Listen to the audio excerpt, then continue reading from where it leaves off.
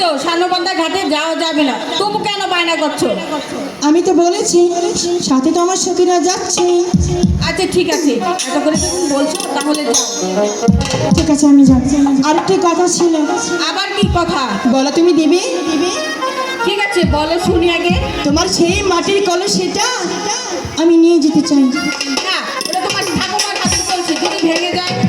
আমি জান, আমি তো অনেকটাই বড় হয়েছি তাই না, এই কলসিটা আমার কোমরে আমি রাখতে পারবো, ভাঙবে না। বলছো তো ভাঙবে না?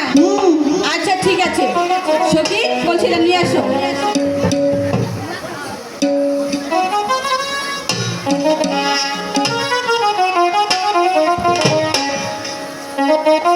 এই নাও মা বেহুলা, তাড়াতাড়ি যাবে, তাড়াতাড়ি চলে আসবে। আমি জান, জানো আজকে খুব ভালো লাগছে, তোমাকে একটু আদর করি।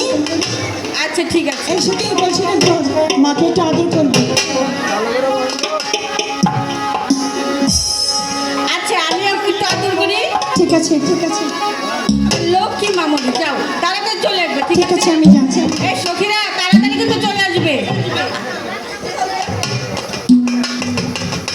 সখী, আমি ভেবেছিলাম আমি জান মনে হয় আমাদের ওই সানবালাঘাটে কখনোই যেতে দেবে না। চল তাহলে, যেতে যখন দিয়েছে না, এখন সেই সানবান্ধা ঘাটে গিয়ে তিনজন একসাথে চান করবো।